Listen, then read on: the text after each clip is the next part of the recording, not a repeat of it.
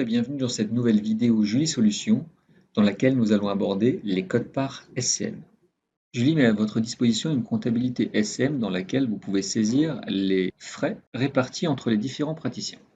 À partir du menu Gestion, Comptabilité, cliquez sur Cabinet et accédez à la comptabilité SCM. Commencez par paramétrer la fiche d'identification de l'ASM en y renseignant le nom de l'ASM et les diverses informations, ainsi que les numéros de compte à utiliser pour la comptabilité SCM. Il faut impérativement que les numéros de compte renseignés dans l'ASM soient les mêmes que pour les différents praticiens de l'ASM. Une fois que ces informations sont renseignées, enregistrez.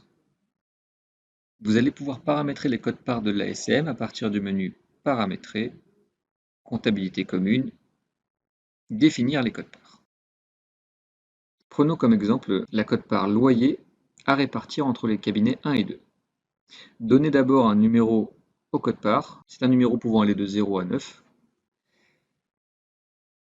et donnez-lui une désignation.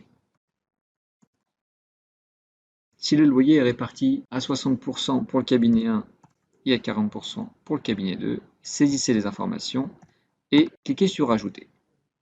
Si en cours d'année, le loyer est réparti de façon différente, définissez la période et les pourcentages liés à cette période.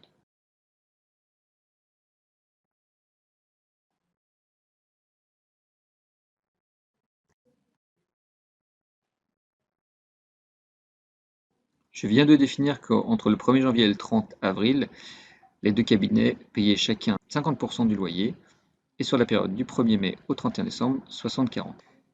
Cliquez sur Quitter. Une fois que vous avez créé les codes-parts, il faut attribuer à ces codes-parts des comptes comptables à partir du menu Paramétrer, Comptabilité commune et Affecter au compte. Donc, je sélectionne dans un premier temps la cote-part que je souhaite relier à un compte. Je recherche le compte qui m'intéresse et je double-clique dessus. Je peux bien sûr double-cliquer sur plusieurs numéros de compte afin d'attribuer ma cote-part à tous ces comptes. Une fois que j'ai fait cela, je quitte la fenêtre.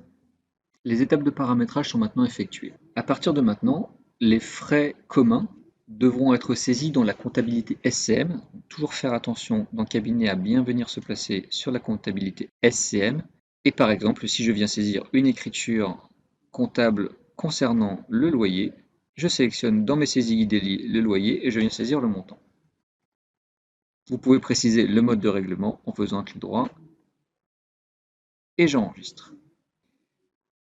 En faisant cela, je peux consulter dans mon brouillard que l'écriture de loyer a bien été saisie.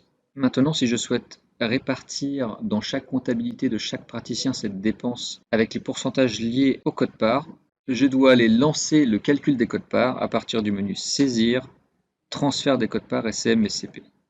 Votre logiciel vous informe que des transferts de codes-parts ont déjà été effectués sur l'exercice 2022 et vous demande si vous souhaitez continuer. Là, je vais faire oui. La fenêtre qui s'ouvre vous permet de sélectionner le compte de contrepartie auquel seront affectées les différentes dépenses communes. Pour éviter les erreurs dans votre comptabilité, n'hésitez pas à vous rapprocher de votre comptable directement. Moi, je vais sélectionner pour l'exemple le compte donc 1.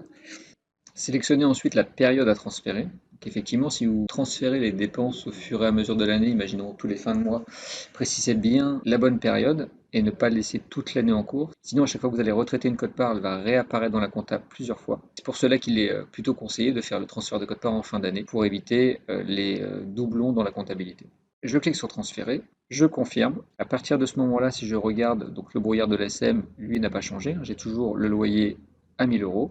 Si je me place ensuite sur le cabinet numéro 2 et je vais dans le brouillard, là je vais constater que le transfert de code-part concernant le loyer a bien été pris en compte à 50%. Si je vais sur le cabinet numéro 1, je me rends compte également qu'il a été pris en compte à 50%.